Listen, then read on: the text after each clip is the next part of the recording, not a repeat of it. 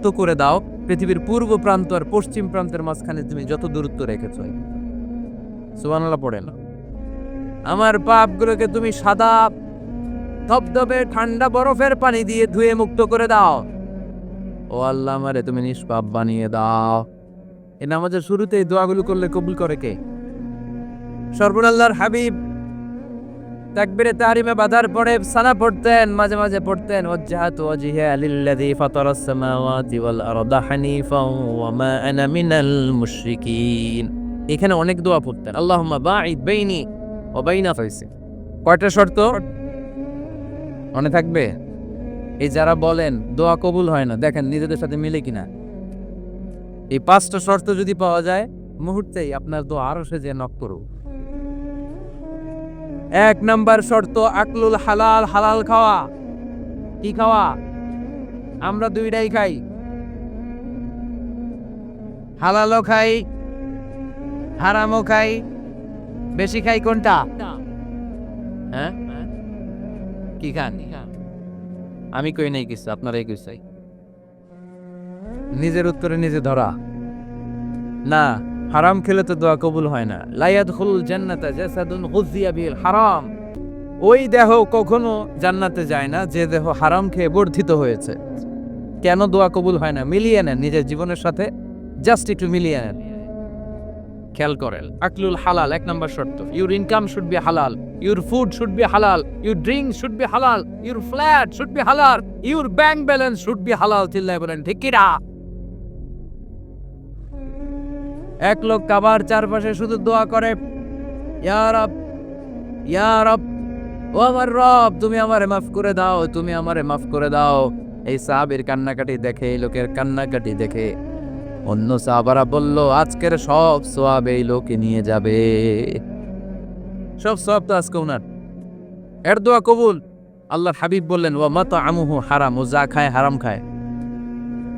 ওয়া মাশরাবুহু হারাম, যা পান করে হারাম।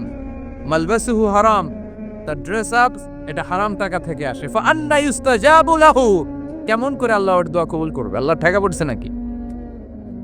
ইন্নাল্লাহা তাইয়্যিব লা ইয়াকবালু ইল্লা তাইয়্যিবা। আল্লাহ নিজে পবিত্র, আল্লাহ পবিত্র ছাড়া কোনো অপবিত্র জিনিস গ্রহণ করেন না। জিহাদের ময়দানে একজন সাহাবী ছিল, সর্বপ্রথম তীর মেরেছিল। নাম কে বলতে পারবে? সাআদ বিন আবি ওয়াক্কাস রাদিয়াল্লাহু তাআলা আনহু। উনি একবার আল্লাহর হাবিবকে বললেন, ইয়া রাসূলুল্লাহ, উদউ আল্লাহ আইয়াজআলানি মুস্তাজাবাদ দাওয়া। ও নবী, আপনি তো দোয়া করলে কবুল হয়, আপনি একটু আমার জন্য দোয়া করেন, আল্লাহ যেন আমারে মুস্তাজাবুদ দাওয়া বানিয়ে দেয়। কি বানিয়ে দেয়? মুস্তাজাবুদ দাওয়া মানে কি জানেন? যিনি চাইতে দেরি, কবুল হতে দেরি হয়।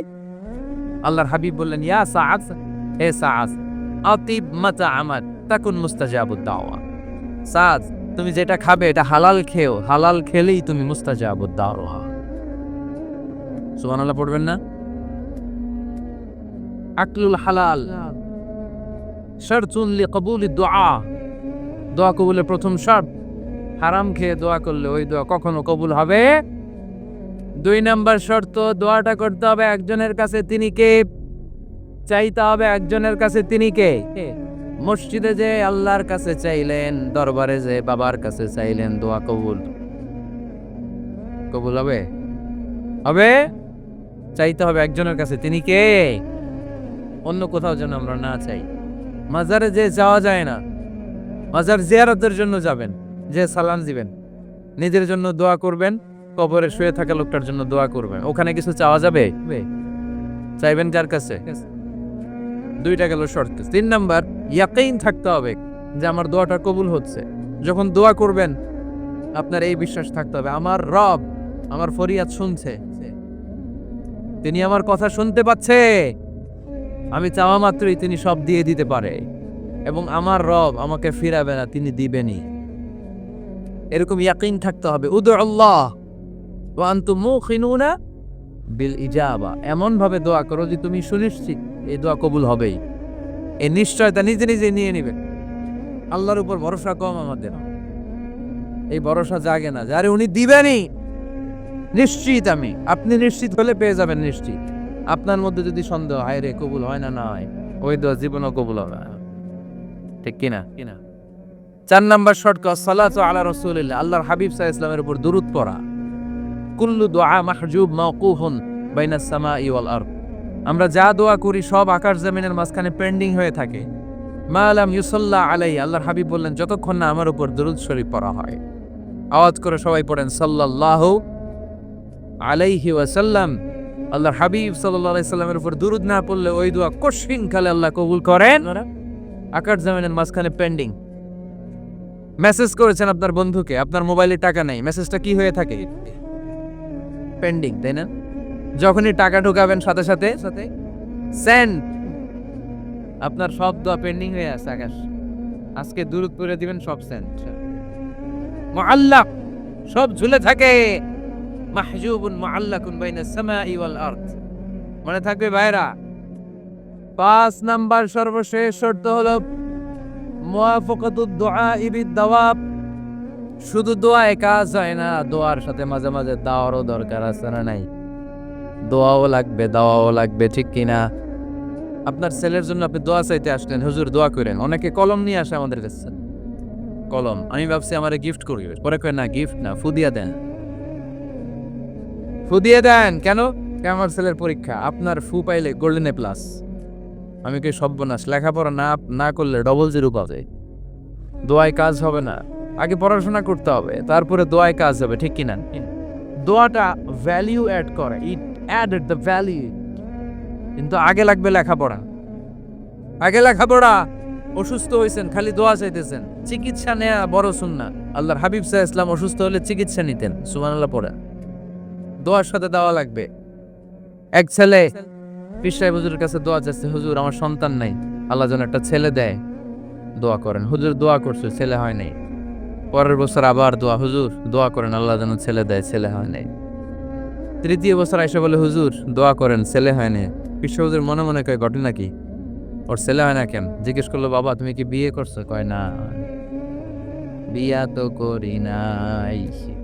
পীর সাহেব হুজুর বললেন, আগে বিয়েটা তো করবি, তারপরই না সন্তান। তো বিয়ের পর্বটা তো সারো, তবেই না সন্তান পাওয়া যাবে, ঠিক কি না? দোয়ার সাথে দেওয়া লাগে।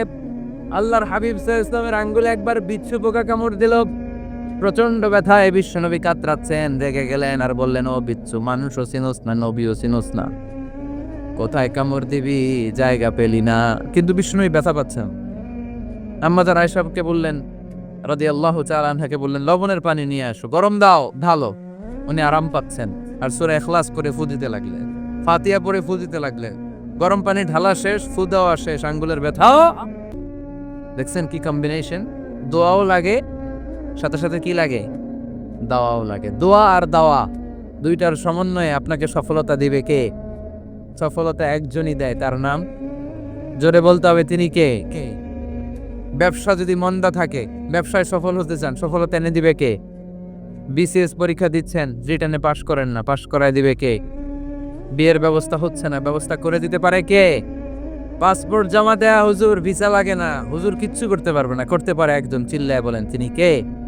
এজন্য বিপদে আপদে সরে নাই, এখানে নাই, মাশাআল্লাহ।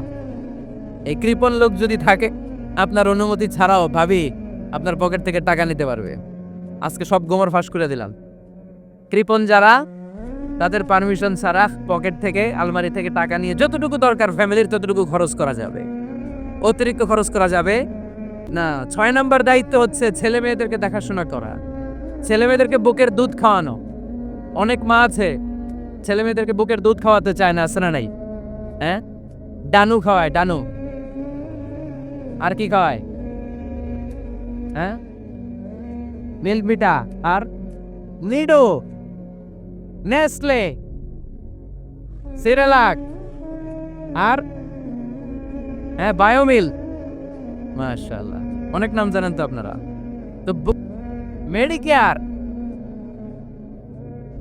তো এই বুকের দুধ খাওয়াতে চায় না অনেক মায়েরা।